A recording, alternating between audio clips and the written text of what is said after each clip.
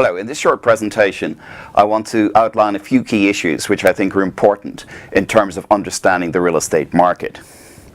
The first of these issues is that real estate is a key contributor to economic development. Quite often to a non-real estate audience this might seem strange, but when you think about it, real estate is fundamental to economic development. The operation of real estate markets underpins the productive economy through the provision of space for economic activities, the social well-being of the population through housing provision, and contributes to the wealth-creating potential of society through a system of property rights and the potential for capital accumulation. To break this down, let's look first at the way in which real estate markets underpin the productive economy. Firms rent space. The way in which the market works determines the price the firms pay for that space, and in turn the space becomes an input into the production process of all firms and ultimately impacts national economic competitiveness. Households, on the other hand, need somewhere to live. They need a roof over their heads. So as you can see also, it contributes in terms of the way in which households use real estate to the social well-being of the population. Moreover, people invest in real estate, both firms and households. And it is very important. It's not just any other asset class. In many ways, the real estate market is the asset class which underpins possibly 70% of the world's wealth. The average person on planet Earth is most likely to have their net worth in the form of real estate, particularly in terms of the house that they own.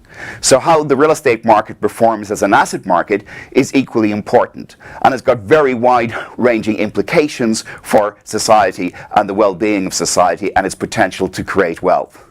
Moreover, real estate in particular becomes a very important source of intergenerational wealth. In other words, the wealth which is passed on from one generation to the next.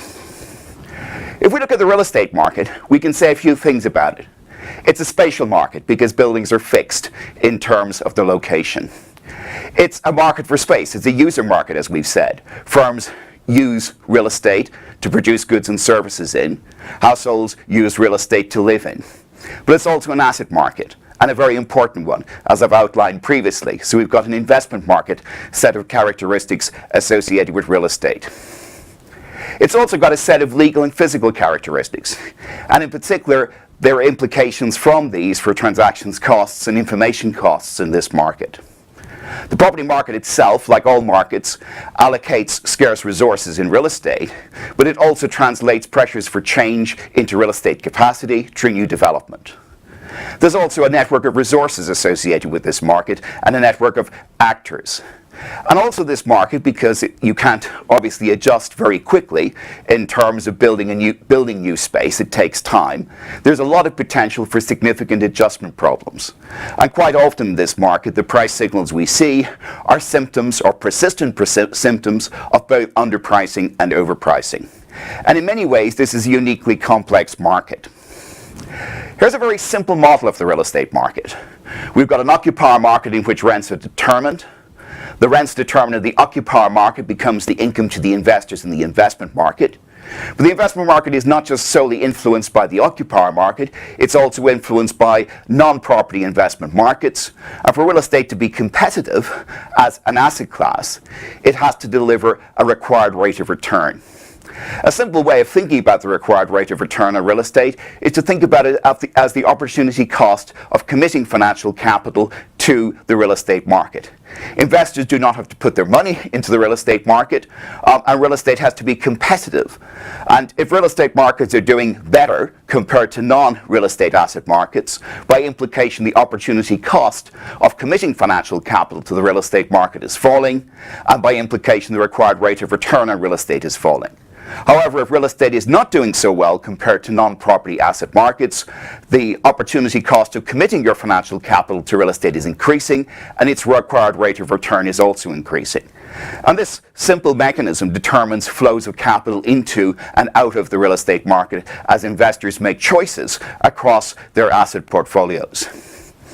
But that's not the whole story. The occupier market and the investment market send signals to a development market. And in many ways, the development market is the supply side of this market. And in the development market, old property interests are extinguished and new property interests are created, both user interests for the occupier market and investment interests for the investment market. Now, in some markets, the occupier market and the investment market are tangled up together, particularly if we've got owner-occupation.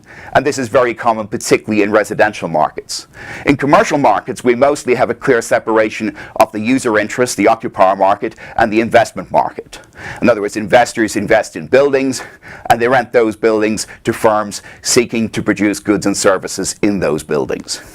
Sometimes also the investment function and the development function are combined together. This is very common in the property company sector or the real estate investment trust sector, which both invest in property but also develop property.